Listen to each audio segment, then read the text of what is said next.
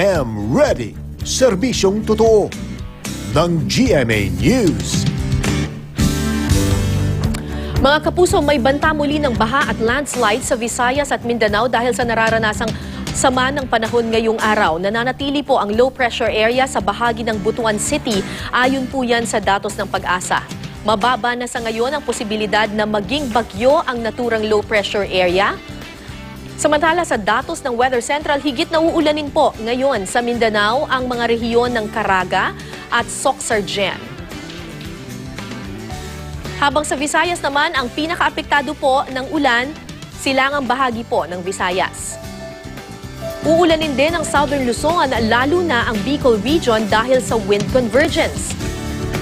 Habang ang natitirang bahagi ng Luzon kasama ng Metro Manila, makakaasa pa rin ng maganda-gandang panahon, maliban na lang sa pulo-pulo at mahihinang ulan. Nakataas ngayon ang gale warning ng Pag-asa sa mga dagat sakop ng lahat ng seaboards ng Southern Luzon, Eastern Seaboard ng Central Luzon, Eastern Seaboard ng Visayas at sa lahat po ng seaboards ng Northern Luzon. Pinapayuhan po mga kapuso ang mga mangingisda at may maliliit na sasakyan pandagat na iwasan muna ang paglayag o pagpalaot dahil sa posibleng matataas na alon sa nabanggit na baybayin. Para sa iba pang update, mag-log on sa GMA Weather webpage, Twitter at Facebook page.